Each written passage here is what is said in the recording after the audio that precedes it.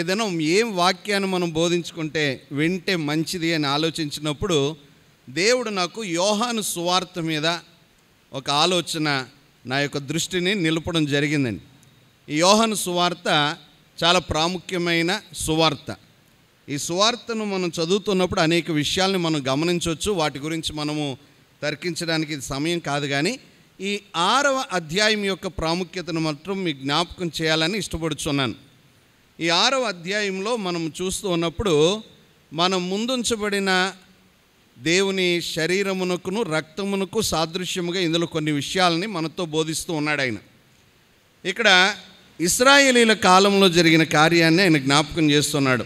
ఆ సమయంలో వారు మన్నాను భుజించినారు, కానీ వారు ఏమైపోయినారంట? మరణించినారండి. ఎందుకంటే వారి ఆత్మీయ జీవితంలో ఉండవలసిన విశ్వాసపు ఆలోచన వారిలో లేదండి.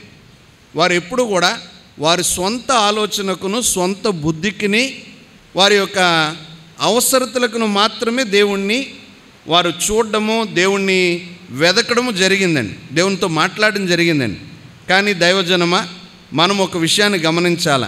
యేసు ప్రభు ఆయన శరీరరీతిగా ఈ లోకంలోనికి వచ్చిన తరువాత మనం అందరం కూర్చుండి ఆరాధిస్తున్న మనకి దేవుడిచ్చిన గొప్ప ధన్యకరమైన ఒక మంచి వాక్యం ఏంటంటే విశ్వాసము. ఈ విశ్వాసం ద్వారా దేవునికిని మనకిని మధ్య ఉన్న సహవాసం బలపరచబడుతూ ఉన్నదండి.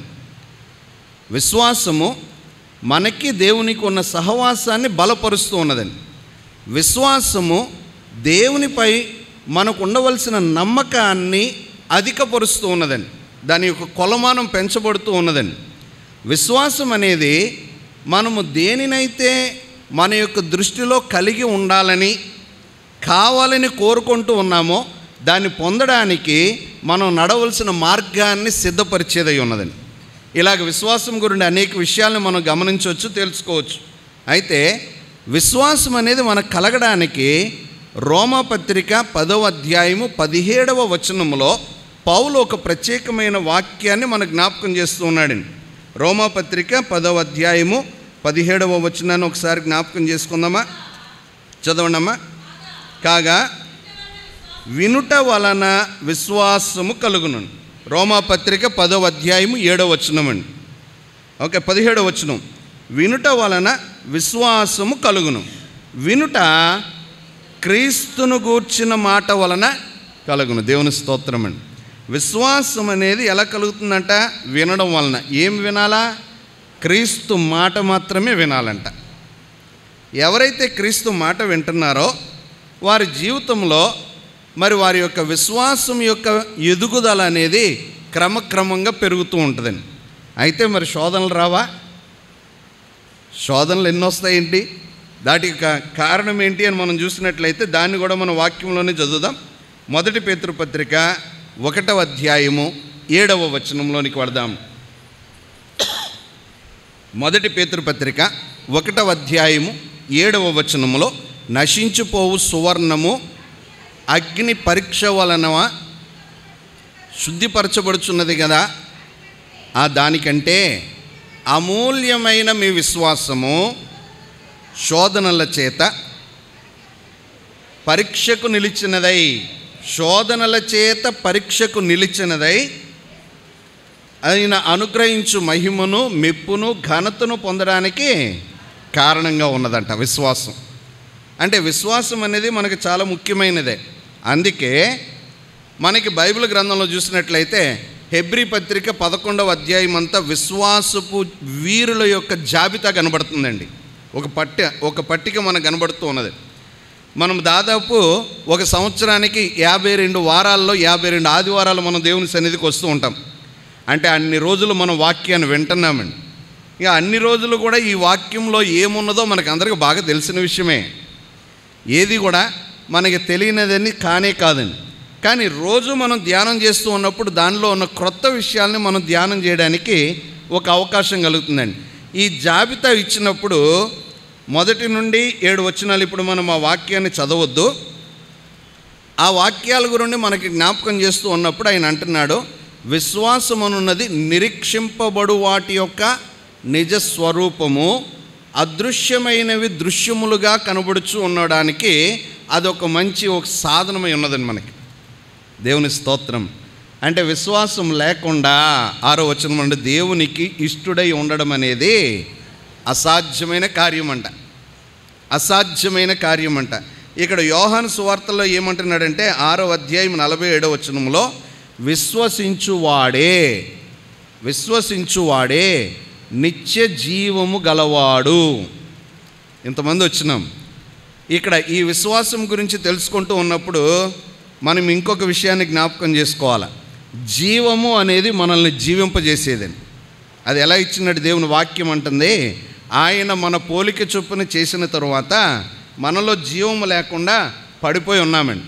అప్పుడు ఆయన మన నాసికారంధ్రముల ద్వారా ఆయన జీవవాయువు ఊదగా మనం ఏమైనాము? జీవించు వారం అయినాం. అప్పుడు ఈ జీవించు వారికి ఒక ఆత్మ కావాలి. ఆ ఆత్మ వారిని మంచి చెడులను వివేచించగలిగిన జ్ఞానంలోనికి నడిపించేది ఉండాలండి. ఆ మంచి చెడులను వివేచించగలిగిన జ్ఞానాన్ని మనకు అనుగ్రహించడానికి ఆయన తన ఆత్మ అభిషేకాన్ని మనకు అనుగ్రహించినాడండి. ఇప్పుడు ఈ రెండింటిని మనలోనికి తీసుకుని వచ్చిన తర్వాత ఎవరైతే జీవము కలిగి దేవుని ఆత్మ అనే వాక్యమునకు విధేయత కలిగి బ్రతుకుతూ ఉన్నామో వారు జీవాత్మ కలిగిన వారే ఉన్నారండి. దేవుడి వాక్యాన్ని మనకు అనుగ్రహిస్తూ ఉన్నాడండి. కనుక విశ్వసించువాడు నిత్య జీవం పొందడానికి ఈ జీవాత్మ ఒక మాదిరి అన్నమాట మన జీవితంలో. It's an example. ఈ జీవాత్మ లేకపోతే నిత్య జీవానికి మనం వారసులముగా జీవించడానికి యోగ్యులము కాం. ఇది ఒక పాయింట్ మనం తెలుసుకుందాం. తర్వాత ఎవరైతే నిత్య జీవము కావాలనుకుంటారో వారు ఏం చేయాలంట? ఆయన బలను సమీపించాలంట. మనలో ఎంతమంది ఆయన బలను సమీపించడానికి సిద్ధపడి వచ్చినామో, లేక సిద్ధపడడానికి దేవుని వాక్యం మనకి ఒక మాదిరిని నేర్పిస్తూ ఉన్నదేమో దాన్ని గమనించుకొని చూద్దాం. ఈ నిత్య జీవానికంట దేవుడు మనకేమిచ్చినాడు? జీవాహారాన్ని ఇచ్చినాడండి. నిత్య జీవము కలగాలంటే జీవాహారాన్ని మనం పొందుకోవాలి. ఎవరైతే జీవాహారాన్ని పొందుకుంటున్నారో వారికి కొన్ని శోధనలు వస్తాయి. ఇప్పుడు ఇంకొక వాక్యాన్ని చదువుదాం. యాకోబు పత్రిక 1వ అధ్యాయము 2-3 వచనాలు.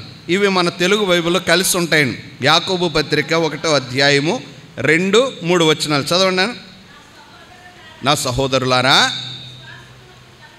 విశ్వాసమునకు కలుగు పరీక్ష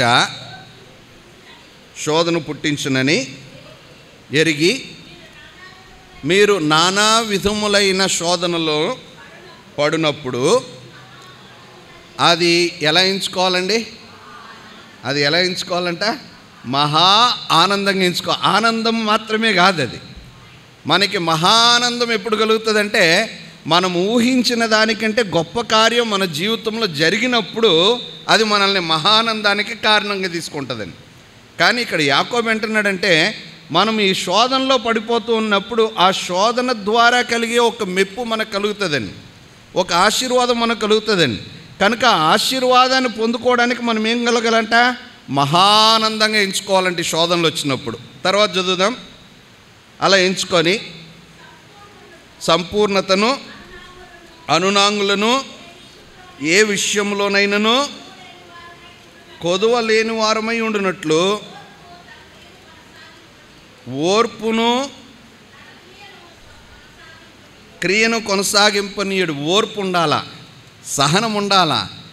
మనం మన జీవితంలో ఏది కలిగినా కానీ ఈ విశ్వాసాన్ని మనం కొనసాగించుకోవాలంటే ఆయన బలను సమీపించడానికి ఆయన మామూలుగా మనకి ఇవ్వలేదే. ఆయన బలను సమీపించడానికి మన ఆత్మీయ జీవితమునకు ఆయన ముందుగా నలగొట్టబడ్డాడండి. ఆయన అనేక విధములైన దెబ్బలు కొట్టినారండి, అనేక విధాలుగా శోధించినారండి, అనేక విధములైన కార్యాలు వారి జీవితంలో, యేసయ్య జీవితంలో పొందుకున్నాడండి.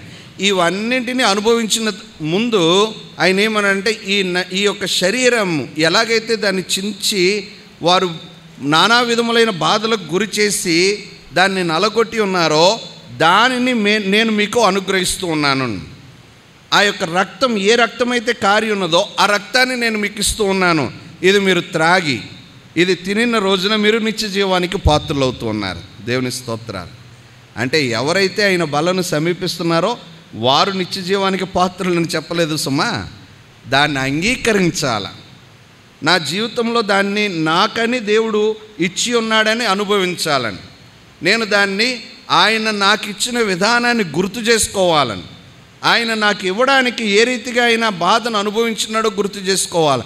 వీటన్నింటినీ నేను ఆలోచించుకొని నా మనస్సును నా స్వాధీనం ముందు కాక ఆయన ఆత్మ స్వాధీనంలోనికి తీసుకుని వచ్చి ఆయన బలను సమీపించినప్పుడు ఆయన ఏమంటుండంటే, నేను ఆయన యందు విశ్వాసం ఉంచాను కాబట్టి ఆ విశ్వాసము నన్ను నిత్య జీవానికి వారసుడిగా చేస్తూ ఉన్నది. ఆ విశ్వాసము నన్ను నిత్య జీవానికి వారసుగా చేస్తూ ఉన్నదండి. అప్పుడు మనకి కొన్ని క్వాలిఫికేషన్స్, అర్హతలు వస్తున్నాయండి. ఇప్పుడు ఫర్ ఎగ్జాంపుల్ పిల్లలు చదువుకుంటూ ఉంటున్నారండి. 10th స్టాండర్డ్ పాస్ అయింది, వాళ్ళకి ఒక అర్హత, ఒక సర్టిఫికేట్ దొరికిందండి. తర్వాత +1 +2 పాస్ అయినప్పుడు అదొక అర్హత దొరికిందండి. తర్వాత డిగ్రీ పాస్ అయినప్పుడు అదొక అర్హత వారి జీవితంలో కనబడిందండి. అలాగనే ఒకళ్ళు టెక్నికల్గా వాళ్ళు పనిచేస్తున్నప్పుడు ITI పాస్ అయినారు, వారికి ఒక టెక్నికల్ ఒక సర్టిఫికేట్ వరకు ఒక అర్హతగా దొరికినది. ఇలాగనే విశ్వాసపు జీవితంలో కూడా కొన్ని అర్హతలు ఉన్నాయి. ఒక్కొక్క మెట్టుకు సంబంధించిన అర్హతలు మనం ఎక్కుచూ ఉన్నప్పుడు మన ఆత్మీయ జీవితంలో అవి మనల్ని ఉన్నతమైన స్థానానికి తీసుకుని వస్తూ ఉన్నాయండి. చదువుదామా వాక్యంలో నుండి 2వ పేతురు పత్రిక 1వ అధ్యాయము, 2వ పేతురు పత్రిక 1వ అధ్యాయము 5 నుండి 7 వచనాలు జ్ఞాపకం చేసుకుందాం. ఆ హేతువు చేతనే పూర్ణ జాగ్రత్త గలవారై మీ విశ్వాసం నందు, నెంబర్ 1 అర్హత ఏంటంటే అక్కడ సద్గుణము అనే అర్హత కలుగుతుంది. విశ్వాసము నందు సద్గుణమును, సద్గుణములో రెండవది ఏం కలుగుతుంది మనకి అమ్మా? జ్ఞానం కలుగుతుందండి. సద్గుణమునందు జ్ఞానమును, జ్ఞానములో 3వ అర్హత కలుగుతూ ఉన్నది ఆశా నిగ్రహమును, ఆశా నిగ్రహము ద్వారా 4వది సహనాన్ని, తర్వాత సహనము ద్వారా భక్తిని, భక్తి యందు సహోదర ప్రేమని, ప్రేమ యందు దయను. దేవుని స్తోత్రాలు. 7 అర్హతలు మనకు వస్తూ ఉన్నాయి. 7 అర్హతలు మనకు వస్తూ ఉన్నాయి. వీటికి అన్నింటికి మూలం ఏంటంట? విశ్వాసం. విశ్వాసమే సద్గుణాన్ని దయచేసి, మంచి గుణాన్ని దయచేస్తూ ఉన్నదండి. విశ్వాసమే ఆయనకి ఇష్టమైన మనుషులుగా మనల్ని సిద్ధం చేస్తూ ఉన్నదండి. అందుకే ఆయన అన్నాడు, విశ్వాసము లేకుండా దేవునికి ఇష్టుడై ఉండుట అసాధ్యమైన కార్యం. అసాధ్యమైన కార్యం. ఈ యొక్క విశ్వాసం అనేది అనేక సంవత్సరాల నుండి బోధింపబడుచు ఉన్నదండి. అనేక మంది దైవజనులు బోధిస్తూ ఉన్నారండి. ఇట్స్ లైక్ ఎన్ ఓషన్, పెద్ద సముద్రం లాంటిదండి. ఈ సముద్రంలో ఈ విశ్వాసం అనే దాన్ని మనము ఇలా ఈదుతూ ఉన్నప్పుడు, ఆ దాంట్లో మనం ప్రయాణం చేస్తూ ఉన్నప్పుడు we can see an edge. ఆ షోర్ను మనం చూస్తున్నాం, ఆ సముద్ర తీరాన్ని మనం చూస్తున్నాం. కానీ ఆ తీరాన్ని చేరడం అనేది చాలా కష్టంగా కనబడుతుంది. బికాస్ మొదటి గుణమే సద్గుణము ఉన్నదా మనకి? గుణం చాలా ప్రాముఖ్యమైనది. ఈ సద్గుణాన్ని కలిగి ఉన్నప్పుడు మన యొక్క ఆత్మీయ జీవితంలో గొప్ప మేలు పొందుతాం. ఈ వాక్యాన్ని రాసుకోండి. ఒకవేళ దేవుని చిత్తమైతే ఇంటికి పోయి మరలా దాన్ని ధ్యానం చేయండి. అపోస్తల కార్యములు 16వ అధ్యాయము 19 నుండి 34 వచనాలు చదువుతున్నట్లయితే వాళ్ళకి అక్కడ ఒక లాభం పోయిందంట. ఎవరి వల్ల? పౌలు శీలల వలన. ఈ పౌలు శీలలు విశ్వాసంలో దేవునికి ఇష్టలుగా బ్రతుకుతున్నారండి. దేవుని పరిచర్యలో దేవుని నామానికి మహిమకరంగా అనేక ప్రదేశాలు తిరుగుతూ ఉన్నారండి. కనుక ఎప్పుడైతే వారి రాబడి పోయిందని అనుకున్నారో వారిని బంధించినారు, చాలా దెబ్బలు కొట్టినారట. వాక్యాన్ని మీరు అక్కడ చదివితే జ్ఞాపకం చేస్తాడండి.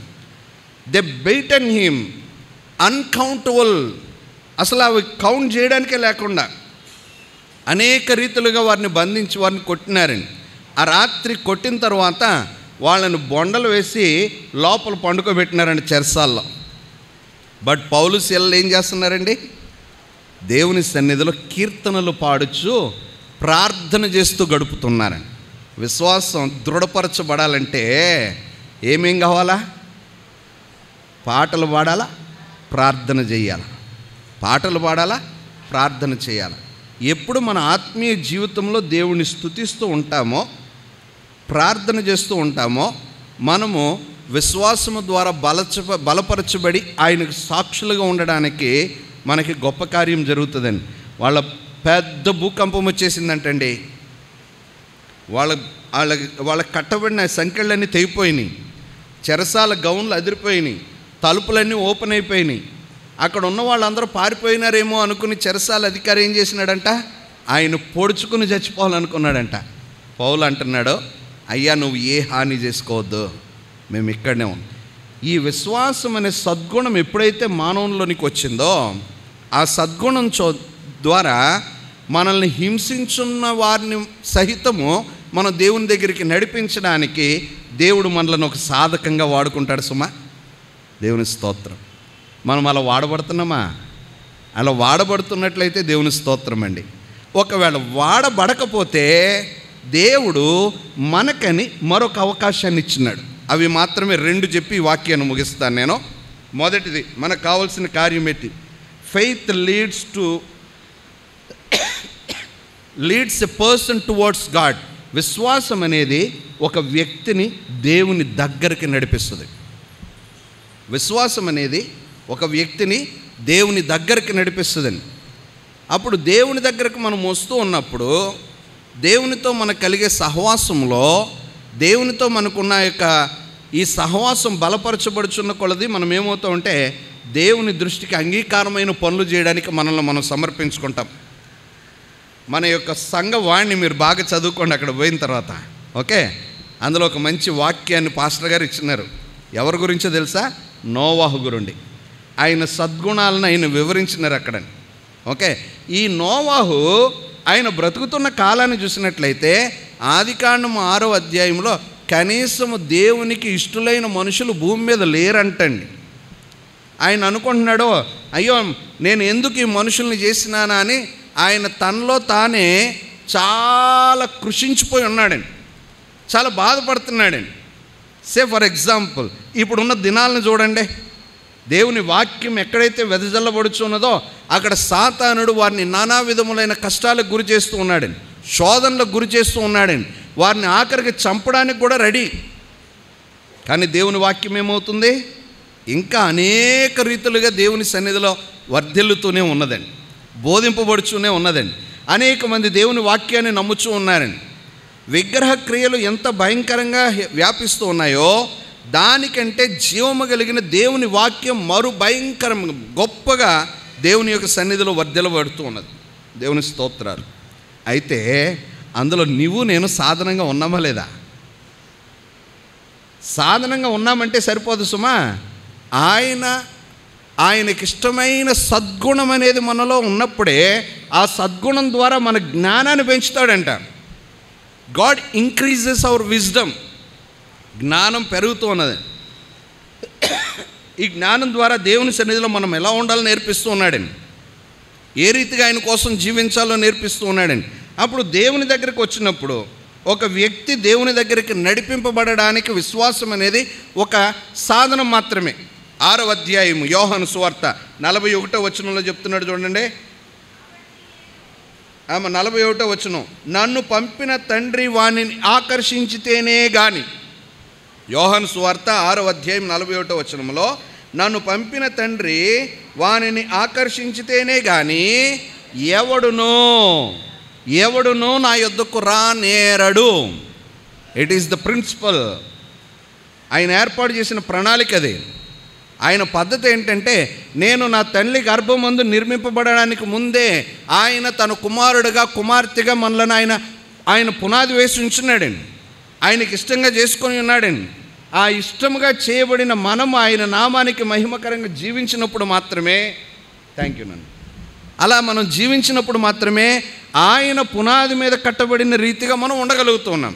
అప్పుడు మనం ఆకర్షింపబడుతున్నాం. ఎవరి ద్వారా? తండ్రి ద్వారా. తండ్రి ఆకర్షించుకొని ఆయన దగ్గర తీసుకుని వస్తున్నాడు. అలా తీసుకుని వచ్చి ఏం చేస్తున్నాడు చూడండి. 45వ వచనంలో, వారందరూ దేవుని చేత బోధింపబడుదురు. చాలామంది అనుకుంటారు పాస్టర్ గారు బోధిస్తున్నారని. తప్పు సుమా. పాస్టర్ గారు బోధిస్తున్నారని అనుకునే వాళ్ళు చాలా జాగ్రత్తగా ఉండాలండి. వాళ్ళు ఏమనుకుంటారంటే ఆయన వాక్యంలో గద్దించినాడంటే నన్నే గద్దిస్తున్నాడండి. మంచిది. ఎందుకు గద్దిస్తున్నాడంటే it is not the pastor's mistake అండి. పాస్టర్ తప్పు కాదది. పాస్టర్ ఆలోచన కాదది. పాస్టర్ ద్వారా దేవుడు ఆయనకి నేర్పిస్తూ ఉన్నాడండి. ఒక బోధకుని ద్వారా దేవుడు ఆయనకి నేర్పిస్తూ ఉన్నాడండి. దేవుని చేత బోధింపబడుదురు అని ఎవరి ద్వారా రాయబడ్డారంట? ప్రవక్తల లేఖనములో వ్రాయబడి ఇట్ ఈజ్ ఆల్రెడీ రిటన్, రాసి ఉంచినాడు. అది మనకు బోధించమని చెప్తూ ఉన్నాడండి. అలా బోధింపబడుచు ఉన్నప్పుడు మన విశ్వాసంలో మనం ఆయనకి ఇష్టముగా ఉండడానికి ఆయన సిద్ధపరుస్తున్నాడు. మరలా పైకొద్దామే. అక్కడ వాక్యంలో 44వ వచనంలోనే 2వ భాగాన్ని చదివితే, అంచె దినమున నేను వానిని ఎవరైతే ఆకర్షింపబడ్డారో 44వ వచనంలో వారు దేవుని దగ్గరికి వస్తున్నారు, కుమారుడి దగ్గరికి వస్తున్నారు. ఈ కుమారుడి దగ్గరికి వచ్చిన వారు మాత్రమే నిత్య జీవానికి వారసులు అవుతున్నారు. ఎవరైతే నిత్య జీవానికి వారసులై ఉన్నారో వారిని మాత్రమే అంచె దినమున ఆయన లేపుతూ ఉన్నాడు. దేవుని స్తోత్రాలు. అప్పుడు వాక్యం చెప్పింది తప్ప? అందరూ లేపబడతారంట మృతులు. ఎవరంటారు? పౌలు అంటాడు 1 కొరింథీ పత్రిక 15వ అధ్యాయం రాస్తున్నప్పుడు, అందరూ లేపబడతారు. వారు వారు వారి వారి క్రమంలో లేపబడతారు. 1 దశలోనిలోకి రాసిన పత్రిక 5వ అధ్యాయంలో కూడా ఇదే మాటలు చెప్తున్నాడండి. లేపబడుతున్నాం. But why? ఎందుకు లేపబడుతున్నాం మనం? ఈ లేపబడిన వారు అందరూ కూడా ఆయన తీర్పులోనికి వస్తామండి. యోహాను సువార్త 5:28వ వచనంలో చెప్తాడు, మేలు చేసిన వారు జీవ పునరుత్థానానికండి, కీడు చేసిన వారు తీర్పు పునరుత్థానానికి వస్తారంట. జాగ్రత్త సుమా. అందరం లేపబడతాం. అయితే విశ్వాసం, ఈ విశ్వాసం మనల్ని ఏం చేస్తుందంటే నిత్య జీవానికి కారణంగా చేస్తుంది. ఎందుకు? మనము దేవుని దగ్గరికి రావడానికి. మొదటి భాగం దేవుని దగ్గరికి రావడానికి. సో నేను వచ్చానే, అప్పుడు నాకేం జరిగింది, నేను ఏ రీతిగా ఉన్నాను? చాలామంది అనుకుంటారండి, నేను యేసయ్య దగ్గరికి వచ్చినాను కదా. ఇక్కడ ఒక వాక్యాన్ని చెప్తాను. లూకా సువార్త 10వ అధ్యాయం. ఈ వాక్యం కూడా కొంచెం పెద్దది, ఇంటికి పోయి చదవండి. 25 నుండి 37 వచనాలు చదివినట్లయితే, ఒక యవ్వనస్తుడు యేసు ప్రభు దగ్గరికి వచ్చాడంటండి. వచ్చి ఆయన అంటున్నాడండి, సద్బోధకుడా, నేను నిత్య జీవాన్ని పొందుకోవాలంటే ఏం చేయాలా? ఏ మంచి కార్యం చేస్తే నేను నిత్య జీవాన్ని పొందుకుంటాను అని అడుగుతున్నాడు. యేసయ్య ఓపికగా అన్నాడు, అయ్యా, ధర్మశాస్త్రం ఏం చెప్తుందో ఆ క్రియల పూర్వకముగా నువ్వు జీవించు. అప్పుడు ఈయన ఒకవేళ యూదుడేమో కాబట్టి యూదుడికి ఏంటి? ధర్మశాస్త్రం బాగా తెలుసండి. మనకు బైబిల్ ఎలా తెలుసో వాళ్ళకి ధర్మశాస్త్రం అలాగా తెలుసు. దీన్నే మనం ధర్మశాస్త్రం అని పిలుస్తూ ఉన్నామండి. ఇప్పుడు యూదులకు ఇవ్వబడిన ధర్మశాస్త్రంలో ఉన్న ప్రతి లేఖనము ఆ యవనస్తుడికి బాగా తెలుసండి. కనుక ఆయన అన్నాడు, అయ్యా, నేను బాల్యము నుండి ఇవన్నీ చేస్తూ ఉన్నాను. అయితే ఏముంది? నీకు ఒకటి కొదువుగా ఉన్నదే. నువ్వేం చేయాలా? నీకు ఉన్నదన్నీ విడిచిపెట్టి నన్ను వెంబడించు. దేవుని స్తోత్రం. గుడికి రావడం చాలా ఈజీ, బాప్తిసం తీసుకోవడం చాలా ఈజీ. ఎవరైనా ఏమన్నా అనుకుంటారేమో అని బల్లను సమీపించడం అంతకంటే ఈజీ అండి. ఏమో జాషువా ఏమన్నా అనుకుంటాడేమో, నోవా తీసుకొచ్చేమో బల్ల. వాడిద్దరిలో ఏమున్నదో తెలియదండి. వాళ్ళిద్దరూ ఏమన్నా అనుకుంటారేమో, నేను వాక్యం చెప్పినాను, నేను బల తీసుకోవచ్చు అని నేను అనుకోవచ్చు. ఒకరికొకరం ఏం చేస్తున్నామంటే మనలో ఉన్నవి కప్పిపెట్టుకొని బలను సమీపిస్తూ ఉన్నాం. Sorry to say this. కానీ దేవుని వాక్యం ఏమంటుందో తెలుసా? ఆయన వెంబడించినప్పుడే ఆయన బలను సమీపించడానికి యోగ్యులమని. ఒకడు వెంబడించినాడు, ఇస్కరియోతు యోధ. కానీ వాడి నడవడికి ఎలా ఉంది? ఆయన రొట్టెను ద్రాక్షారసాన్ని తీసుకున్న వెంటనేనంట సాతానుడు వాడిలో ప్రవేశించినందువలన ఆయనను అప్పగించడానికి బయలుదేరిపోయినాడు. What about you? నువ్వెలా ఉన్నావు? నీ ఆత్మీయ జీవితం ఎలా ఉన్నదే? దేవుని వెంబడించడానికి ఇష్టపడి దేవుని సన్నిధికి వస్తూ ఉన్నావా? లేక ఏదో విశ్వాసం గురించి 4 మాటలు విన్నాను నేను అని చెప్పి ఇక్కడే వదిలిపెట్టాలనుకుంటున్నా? ఇఫ్ ఇట్ ఈస్ దాట్, అది అయినట్లయితే నీకు ఏమాత్రం యోగ్యత లేదు. అది ఎంతమాత్రం దేవునికి ఇష్టమైనది కాదండి. అయితే మనం ఏం చేయాలండి? యోహాను సువార్త 6వ అధ్యాయంలోనికి వద్దాం. 46వ వచనాన్ని చదువుదామండి. దేవుని యొద్ద నుండి వచ్చువాడు తప్ప మరి ఎవడునో తండ్రిని చూసి ఉండలేదు, ఆయనే తండ్రిని చూచి ఉన్నాడు. అప్పుడు మన వాక్యంలో మూలవాక్యం, విశ్వసించువాడే నిత్య జీవము గలవాడు. మనం ఏమంటున్నాము? విశ్వాసం మనల్ని దేవుని దగ్గరికి నడిపిస్తుంది. 1 యోహాను పత్రిక 2వ అధ్యాయము 17వ వచనాన్ని చదువుదామమ్మా. 1 యోహాను పత్రిక 2వ అధ్యాయము 17వ వచనం. 1 యోహాను పత్రిక 2వ అధ్యాయము 17వ వచనం. లోకమును దాని ఆశయు గతించిపోవచ్చున్నవి కానీ దేవుని స్తోత్రం, దేవుని చిత్తాన్ని జరిగించేవాడంట ఎంతకాలం ఉంటాడండి? ఆమేన్, ఆమేన్, ఆమేన్ చెప్దామా? మనం ఎంతమంది చేస్తున్నాం దేవుని చిత్తాన్ని అండి? దేవుని దగ్గరికి వస్తున్నామంటే ఏం చేయాలా? Let us come back to నోవాహు. నోవాహు ఏం చేసినాడు? దేవుడు ఏం చెప్పినాడో అదే చేసినాడండి. ఆయన ఎలా కొలతలు ఇచ్చినాడో ఆ వాక్యం ఇప్పుడు నేను చెప్పను సుమా. ఆయన కొలతల ప్రకారం ఆయన ఓడను నిర్మించినాడండి. ఆయన ఇచ్చిన సమయం ముగించిన వెంటనే ఆయన రాత్రింబగళ్ళు వర్షాన్ని పంపించాడంట. ఎవరు చూసి ఆయన వెక్కిరించినారో, ఎవరు నిందించినారో, ఎవరు అవమానపరిచినారో, ఎవరు హేళన చేసినారో వాళ్ళు వచ్చి తలుపులు కొట్టినా కానీ ఏమన్నాడు ఆయన?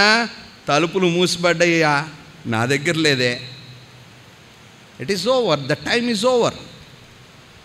అందుకే ఎఫెస్సి పత్రిక రాస్తూ ఉన్నప్పుడు పౌలు అంటాడు 15వ వచనం 5వ అధ్యాయంలో, దినములు చెడ్డవి కనుక సమయమును పోనీయక సద్వినియోగపరుచుకొనుచు అజ్ఞానుల వలెగాక దేవుని కుమారులుగా ఉండాలనుకుంటే అజ్ఞానం ఉండకూడదు సుమా. దేవుని కుమార్తెలుగా ఉండాలంటే అజ్ఞానం ఉండకూడదు సుమా. దేవుని కోసమని జీవించాలని నిర్ణయించుకున్నప్పుడు మన జీవితంలో ఉన్న అజ్ఞాన జీవితాన్ని బయటికి తీసివేసుకుంటేనే మనం ఎక్కడ ఉండగలుగుతాం? ఆయన బలను సమీపించడానికి యోగ్యులము. విశ్వసించువాడే నిత్య జీవము గలవాడు. ఎవరిని విశ్వసిస్తున్నాం? దేవుని యందు విశ్వాసం ఉంచబట్టి మనం దేవుని దగ్గరికి రాగలుగుతున్నాం. దేవుని స్తోత్రాన్ని. అప్పుడు ఇలా వచ్చిన వారి యొక్క జీవితంలో ఏం జరుగుతూ ఉన్నదండి? వచ్చిన వాక్యాన్ని చదువుదాం.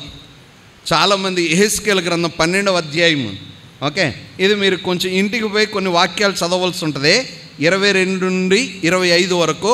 కానీ 25వ వచనాన్ని మాత్రం మనం చదువుదామండి. 25వ వచనం మాత్రమే చదువుదాం. అవునమ్మా. యెహోవానైన నేను మాట ఇచ్చుచున్నాను, నేను ఇచ్చు మాట ఏం చేయడండి? ఇక మీదట ఆలస్యమైన వచ్చుచున్నవాడు త్వరగా వచ్చునని రాసినాడు ప్రకటన గ్రంథంలో. ఈయన ఏమంటున్నాడు యెహెజ్కేలు గ్రంథంలో? నేను మాట ఇచ్చినాను కాబట్టి ఇంకేం చేయను, నేను ఆలస్యము చెయ్యనండి. ఇది నెరవేర్చబడుతుందండి. ఇట్ విల్ బి ఫుల్ఫిల్డ్ అండి. ఆయన రాకడ సమీపిస్తూ ఉన్నదండి. క్రైస్తవులమైన మనము ఆయన రాకడ నిమిత్తమని సిద్ధపరచబడకుండా సిద్ధం లేకుండా ఉన్నట్లయితే మన ఆత్మీయ జీవితం ఎక్కడుంటుంది? Where it is. మనం అనుకుంటాను నేను నిత్య జీవాన్ని పొందుకుంటాను. దెన్ నిత్య జీవాన్ని పొందాలి అంటే నా జీవితంలో ఏం కావాలో తెలుసా? ఆయన నామానికి మహిమకరమైన జీవితాన్ని జీవించినప్పుడు మాత్రమే ఆయన ఇచ్చే నిత్య జీవానికి వారసుని అవుతూ ఉన్నాను. Let us come back. యోహాను సువార్త 5వ అధ్యాయం 40వ వచనం చదువుకుందాం. 5వ అధ్యాయము 40వ వచనం ఒక వాక్యం చదువుదాం అక్కడ. మీకు జీవము కలుగునట్లు మీరు నా యొద్దకు ఏం చేయరండి? రాలేకపోతున్నామంట. రానొల్లరు అంటే ఇష్టపడరు. ఏం కలగడానికి? జీవం కలగడానికండి. ఆయన దగ్గరకు వచ్చిన వారికే నిత్య జీవం అంటున్నాడండి. కానీ ఆయన దగ్గరికి రావాలన్న ఆశ అయితే ఉన్నది, కానీ జీవం కావాలి అనే ఆశతో వచ్చేవాడు తక్కువ అంట. అదే ఆ వాక్య భాగం అక్కడ. మీరు నా యొద్దకు వస్తున్నారు కానీ ఏం లేదు, జీవము కలుగునట్లు నా యొద్దకు రానొల్లరు, ఇష్టం లేకుండా ఉన్నారు. దానికి ముందు వాక్యంలోనికి మనం పోయినాం అనుకోండి. యోహాను సువార్త 4వ అధ్యాయం వద్దులేండి అమ్మా. ఒక సమరయురాలు మనకు కనబడుతూ ఉన్నదండి. ఆమె దేవుని సన్నిధిలో తన పాపపు జీవితాన్ని అంతటిని ఒప్పుకున్నదండి. అవునయ్యా నువ్వు చెప్పిందంతా నిజమే. ఈలోపు శిష్యులు వచ్చినారంట. శిష్యులు వచ్చి ఆయనతో మాట్లాడడం చూసి అన్నీ చేసి ఈ మాటల సందర్భాన్ని ఉపయోగించుకొని ఆమె ఏం చేసిందంటే తన గ్రామంలోనికి పోయింది, సమరయలోనికి పోయిందండి.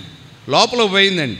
తన ప్రజలందరూ చెప్తుంది, అయ్యా నేను నిత్య జీవాన్ని ఇచ్చే వ్యక్తిని చూసినాను, నా స్థితిని చూపించిన వ్యక్తిని చూసినాను, ఒక ప్రవక్తను చూసినాను, రండి.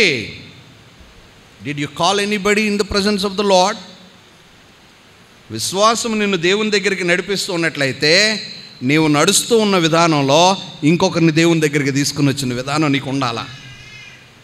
ఇంకొకరిని దేవునికి పరిచయం చేయగలిగిన ఆలోచన నీలో ఉండాలని, దేవుని నామానికి మహిమకరమైన జీవితాన్ని ఇచ్చే వాళ్ళమై ఉండాలని. అదే యేసయ్య అన్నాడు యోహాను 14:6లో, నేనే మార్గమును, నేనే సత్యమును, నేనే జీవమునండి. ఆయన తప్ప జీవమును పొందుకోవడానికి కానీ, జీవము కలిగించడానికి కానీ, జీవమును ఇవ్వడానికి కానీ ఏ డాక్టర్కి చెందదండి, ఏ పాస్టర్కి చెందదండి, ఏ ఒక్కరికి చెందదండి, ఏ భార్యకి చెందదు, ఏ భర్తకి చెందదండి, ఎవరు పిల్లలకి ఇవ్వలేరండి. కానీ ఆయన దగ్గరకు వచ్చిన వారు మాత్రమే నిత్య జీవాన్ని పొందుకోవడానికి యోగ్యులవుతూ ఉన్నారు. కనుకని విశ్వాసం మనల్ని ఏం చేస్తుందంటే దేవుని దగ్గరికి నడిపిస్తూ ఉన్నదండి. Let me come to the second one అండి. రెండవ దాన్ని చూద్దాం. Faith gives eternal life. విశ్వాసం మాత్రమే నిత్య జీవాన్ని ఇస్తుంది. విశ్వాసం మాత్రమే నిత్య జీవాన్ని ఇస్తుందండి. There is no other qualification at all. మరి ఏది లేదండి. విశ్వసించిన వాడే నిత్య జీవం గలవాడు. ఇదే వాక్యాన్ని యోహాను సువార్త 6వ అధ్యాయంలో మనం ఇంకొక చిన్న వాక్యాన్ని అక్కడ చదివినట్లయితే మనకు కనబడుతుంది. చూడండి 54వ వచనంలో, నా శరీరము తిని నా రక్తము త్రాగువాడే నిత్య. దేవుని స్తోత్రాలే. విశ్వసించువాడే నిత్య జీవము గలవాడు.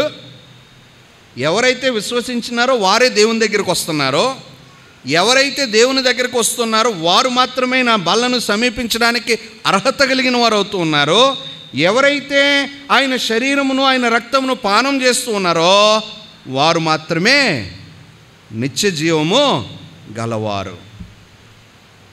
వారు మాత్రమే నిత్య జీవము గలవారు. దేవుని స్తోత్రాలు. ఈ ఉదయకాల సమయం దేవుని సన్నిధికి వచ్చినాం. విశ్వాసం మనకి నిత్య జీవాన్ని ఇస్తూ ఉన్నదండి. కానీ ఆ విశ్వాసం ఎలా కలుగుతుంది? ఆయన నమ్మడం వలన, ఆయన యందు విశ్వాసం ఉంచడం వల్ల మనం ఒక విశ్వాసాన్ని సంపాదించుకుంటూ ఉన్నామండి. అయితే ఆ విశ్వాసము ద్వారా ఆయన శరీరమును రక్తమును పానము చేసినప్పుడు మనకి ఇవ్వబడుచున్న గొప్ప మహా అద్భుతమైన ఒక విలువ ఏంటంటే నిత్య జీవమునకు వారసులము. దేవుని స్తోత్రాలు. ఈ నిత్య జీవాన్ని సంపాదించుకున్న వారి జీవితంలో ఒక విషయాన్ని గమనించుదామా? యోహాను సువార్తలోనే 3వ అధ్యాయము 36వ వచనాన్ని మనం జ్ఞాపకం చేసుకుందామండి. 36వ వచనం, 3వ అధ్యాయం 36. కుమారుని యందు విశ్వాసం ఉంచువాడే నిత్య జీవము గలవాడు, కుమారునికి విధేయుడు కానివాడు, కుమారుడికి విధేయుడు కానివాడు. మన బాప్టిస్ట్ సంఘాల్లో చాలా జరుగుతూ ఉంటాయండి. నేను బాప్టిస్టుని కాబట్టి నా అమ్మ గురించి నాకే తెలుసు, అందుకే నేను మాట్లాడతా. గొడవలో, కొట్లాటలో, ఒకరినొకరు హింసించుకోవడము, చెడుగా మాట్లాడము, దేవుని పరిచర్యకని ఏర్పరచబడిన వారిని ఇష్టానుసారంగా చేయడం, వాళ్ళు ఎవరో దేవునికి ఇష్టలు కారండి. ఈ సంవత్సరం దేవుడు వారిని ఒప్పుకున్నాడు, వారి పనికి నిర్ణయించుకున్నాడేమో. Let them do the God's work. దేవుని పని చేయనివ్వండి వాళ్ళని. ఒకవేళ తప్పు చేసినట్లయితే ఇది తప్పు అని చెప్పుదాం, దాంట్లో తప్పు లేదు. కానీ దేవుని వాక్యానికి వ్యతిరేకంగా మనం వారిని దూషించినా, అవిధేయపరిచిన దేవుని వాక్యం ఏమంటుందంటే అవిధేయులకు వారు దేవుని కుమారులు కానేర్రండి, దేవునికి ఇష్టలు కానేర్రండి. ఇది వాక్యం చెప్తుంది, జాన్సన్ చెప్పింది కాదు, నేను చెప్పిన మాట కాదండి. యోహాను ముందుగానే వారి యొక్క జీవితంలో ఈ 3వ అధ్యాయం అంతా దేవుని ప్రేమ గురించి రాస్తాడు. ఆయన నికోదేముని తీసుకుని వచ్చినాడు. నికోదేముతో అన్నాడు, నువ్వు మరలా జన్మించితేనే కానీ దేవుని రాజ్యానికి వారసుడు కాలేవు అని. అర్హత ఏంటంటే జన్మించాలి, తిరిగి జన్మించాలి. తిరిగి జన్మించిన వాడే నిత్య జీవానికి వారసుడవుతున్నాడండి. తిరిగి జన్మించిన వాడే ప్రభు బల్లకు రావడానికి వారసురాలు అవుతున్నారండి. తిరిగి జన్మించిన వారు మాత్రమే దేవుని రాజ్యంలో ప్రవేశించడానికి ఆయన అర్హతను సంపాదించిన ఒక గొప్ప దైవజనులుగా మార్చబడుతున్నారండి. ఇలా నీవు ఎప్పుడైతే మార్చబడుతూ ఉన్నావో నీ యొక్క జీవితంలో నీకు కావాల్సిన కార్యం ఏంటంటే నీవు విశ్వసించిన రీతిగా విధేయుడిగా ఉండాలా. విధేయుడు కానివాడు జీవమును చూడడు. కానీ ఈ మాట కొంచెం జాగ్రత్తగా గమనించుకోండమ్మా. మీ బైబిల్లో అండర్లైన్ చేసుకోండి. ఏమున్నదంటే అక్కడ దేవుని ఉగ్రత అంటే ఏంటో తెలుసా? ఉగ్రత అంటే ఏంటో తెలుసా? కోపం. ఇప్పుడు నేను కోపపడితే ఎంతసేపు ఉంటుంది? నా కోపం కొంచెం మాత్రమే అండి. తర్వాత కొన్ని మాటలు మంచిగా మాట్లాడుకున్నామంటే కోపాన్ని వదిలిపెట్టేయచ్చు. ఓకే, ఈ మధ్య కొన్ని కార్యాలు మనం చూస్తున్నప్పుడు ఈ కోపాన్ని తగ్గించడానికి వారు ఏ తప్పు చేసినారో దాన్ని ఒకసారి ఇమాజిన్ చేసుకున్నప్పుడు, ఆలోచన చేసినప్పుడు దానిలో నుంచి బయటికి రావచ్చండి. కానీ దేవుని ఉగ్రత, ఆయన ఉగ్రత మన మీద కుమ్మరించినాడంటే మనం ఏమవుతామో మనకి తెలియదు. కానీ ఆయన కోపాన్ని అణుచుకుంటున్నాడండి. ఎందుకో తెలుసా? నా కుమారుడు, నా కుమార్తె నా యొద్దకు రావాలని, నాతో ఉండాలా, నా యందు విశ్వాసం ఉంచాలా, నాకు ఇష్టలు కావాలని. ఎఫెసీ పత్రిక 5వ అధ్యాయం 6వ వచనాన్ని చదువుదాం. వాక్యాన్ని ముగించుకునే సమయం వచ్చింది మనకి. ఎఫెసీ పత్రిక 5వ అధ్యాయము 6వ వచనం చదువమ్మా. వ్యర్థమైన మాటల వలన ఎవ్వడు మిమ్ములను మోసపుచ్చుకున్నట్లు నీ క్రియల వలన దేవుని ఉగ్రత విధేయులమైన మీదకి వచ్చిన. జాగ్రత్త. వ్యర్థమైన మాటలతో ఎవరు మోసం చేయదు. జాన్సన్ వ్యర్థమైన మాట ఒక్కటి కూడా చెప్పలేదు మీకు సుమా. వాక్యంలో నుంచి క్రియలు ముఖ్యమైనవి, దేవునికి ఇష్టమైనవి, దేవుని నామానికి మహిమకరమైనవి. ఈ క్రియల గురించి యాకోబు 2వ అధ్యాయం రాసినాడండి. క్రియలు విశ్వాసము రెండు చూపించినాడు, టాలీ చేసినాడు ఆయన. ఓకే, ఈ రెండింటిని చూపిస్తున్నప్పుడు నా దగ్గర క్రియ ఉంది, నేను నా క్రియలు చూపిస్తాను, నీ విశ్వాసాన్ని చూపిస్తావా అని ఒక ప్రశ్న వేస్తాడండి. కానీ అది కుదరదండి. విశ్వాసాన్ని చూపించడం అనేది కాదండి. విశ్వాసం అనేది ఎలా కనబడుతుందంటే క్రియాపూర్వకంగానే బయటకు చూపించాలండి. దృశ్యమైన వాటిని అదృశ్యమైన వాటితో పోల్చగలిగిన స్థితికి రావాలండి. అక్షయతను ధరించుకోవాలండి. విశ్వాస జీవితంలో నీవు నడిచే ప్రతి మార్గం కూడా దేవునికి ఇష్టమై ఉన్నప్పుడు ఆ మార్గము దేవుని నామమునకు మహిమకరంగా ఉంటేనే నీ క్రియ దేవుని సన్నిధిలో దాన్ని ఆయన తూచి పెడుతూ ఉన్నాడని. దేవుని స్తోత్రాలు. అందుకే క్రియలు లేని విశ్వాసము మృతము. 26వ వచనం ఆఖరి వచనంలో అంటాడండి యాకోబు పత్రికలో 2వ అధ్యాయం. లేదా శరీరం, ఆత్మ లేని శరీరం ఎలాగైతే మృతమో అలాగే క్రియలు లేని విశ్వాసం కూడా. దేవుని స్తోత్రం. మనం 2 విషయాలను చూస్తున్నాం. విశ్వాసం మనల్ని దేవుని దగ్గరికి నడిపిస్తుందండి. దేవుని దగ్గరికి నడిపించి మనల్ని ఆయన కుమారులుగా కుమార్తెలుగా జీవించగలిగిన అర్హతనిచ్చిందండి. రెండవది, విశ్వాసము మనకి నిత్య జీవాన్ని ఇస్తూ ఉన్నదండి. ఈ నిత్య జీవమే ఆయన బలను సమీపించిన వారికి మాత్రమే కలుగుచున్నది సుమా. ఒకవేళ నా ప్రియ సహోదరి సహోదరుడా, నీతో దేవుడి ఈ యొక్క ఉదయకాలం మాట్లాడుతూ ఉన్నట్లయితే వాక్యం, నీవు ఒకటి గమనించు. నేను వచ్చే మాసం తీసుకుంటాను అనుకుంటున్నావేమో, లేక ఆ తర్వాత తీసుకుంటాను అనుకుంటున్నావేమో, ఆ తర్వాత తీసుకుంటాను అనుకుంటున్నావేమో, ఇంకా నా కాలం ఉందలే అప్పుడు దేవుని బలను సమీపిస్తాను అనుకుని నీవు దూరం చేసుకుంటూ వస్తూ ఉన్నావేమో. I don't know what kind of deed is in your heart that makes you to go away from God. ఏ క్రియ నేను దేవుని నుండి దూరంగా పోయేటట్లు చేస్తుందో నాకు తెలియదండి. కానీ మన అందరి మధ్యలో సంచరించున్న పరిశుద్ధాత్మ దేవునికి తెలుసు. ఆ క్రియ దేవునికి ఇష్టము కాని ఎడల దాన్ని తీసివేసుకో. ఇదే మంచి సమయం. ఈ సమయం మరలా వస్తుందో రాదో తెలియదు. ఈ సమయం ఉండగానే దినములు చెడ్డవి కనుక సమయమును పోనీయక సద్వినియోగపరుచుకొనొచ్చు. అజ్ఞానుల వలె గాక జ్ఞానంతో మన జీవితాన్ని మనం అన్నాం. విశ్వాసము సద్గుణాన్ని కలుగజేస్తుంది, సద్గుణం జ్ఞానాన్ని కలుగజేస్తూ ఉన్నది. ఈ జ్ఞానం మన జీవితంలో ఎప్పుడైతే వచ్చిందో అజ్ఞానులంగా జీవించడానికి దేవుడు ఒప్పుకోడు సుమా. హల్లెలూయా. మనం ఎలా జీవించగలుగుతాం? దేవుని నామానికి మహిమకరంగా జీవించగలుగుతాం. దేవునికి ఇష్టడుగా జీవించడానికి ఇష్టపడతాం. అందుకే పౌలు అంటాడు, నా మట్టుకైతే బ్రతుకుట క్రీస్తే. దేవుని స్తోత్రం. నువ్వెంతకాలం బ్రతికినావు, నేను ఎంతకాలం బ్రతికినా అనేది ముఖ్యమైన కార్యం కానే కాదండి. బ్రతికిన కాలంలో నాకు ఇష్టమైన జీవితం దేవునికి ఇష్టంగా ఉందా? అలా ఉన్నట్లయితే నా ఆత్మీయ జీవితం ఎలా ఉంటుందో తెలుసా? దేవుని నామానికి మహిమకరంగా ఉంటున్నది. ఈరోజు దేవుని సన్నిధికి వచ్చిన ప్రియ సహోదరి సహోదరుడా, నీవు నేను దేవుని సన్నిధిలో ఎలా ఉన్నాం పరీక్ష చేసుకుందాం. కళ్ళు మూసుకుందామా? ప్రభువుకి అప్పగించుకుందాం. ప్రభు సన్నిధిలో ప్రార్థనలో ఉండగా ఒక చిన్న విషయాన్ని మీకు జ్ఞాపకం చేస్తానండి. మనం చదివిన వాక్యంలో నుండే, ధ్యానం చేసిన వాక్యంలో నుండే ఒకే ఒక చిన్న వాక్యాన్ని మనం జ్ఞాపకం చేసుకుందాం. నా దగ్గరకు వచ్చిన వారిని నేను ఎంత మాత్రము త్రోసివేయను. యోహాను సువార్తలో మనం చదివినామండి. 6వ అధ్యాయంలో మనం చదివినాం. అదే వాక్యాన్ని మనం ధ్యానం చేసుకుంటూ వచ్చినామండి. ఆ వాక్యంలో నుండే మనం ప్రతి విషయాన్ని చదువుతూ ఉన్నామండి. ఆయన అన్నాడు, తండ్రి నాకు అనుగ్రహించిన వారందరూ నా యొద్దకు వస్తారండి. ఈరోజు నువ్వు దేవుని సన్నిధికి వచ్చినావంటే ఇట్ ఈస్ గాడ్స్ వెల్స్. ఇది దేవుని యొక్క అనుగ్రహం, దేవుని చిత్తం. సజీవంగా వచ్చినాం, దేవుని స్తోత్రాలండి. నీవు నేను దేవుని ఆరాధించడానికి నాకు తెలియదండి. ఈరోజు నేను మీతో వాక్యాన్ని పంచుకుంటానండి. It is God's will. ఇది దేవుని అనుగ్రహం అంతే, దేవుని చిత్తం అంతే. ఆయన ప్రణాళిక ఇలా ఉన్నప్పుడు నేను ఆయన వాక్యమునకు దూతగా వాడబడ్డానంతే. దేవుని స్తోత్రం. పనికిరాని వాడిని, వ్యర్థుణ్ణి, దుర్మార్గుణ్ణి. కానీ దేవుడు నన్ను ఎందుకు వాడుకున్నాడంటే ఆయన నామం మీకు అందరికి వినిపించడానికి వాడుకున్నాడు. ఆయన కోసమని వాడుకున్నాడు.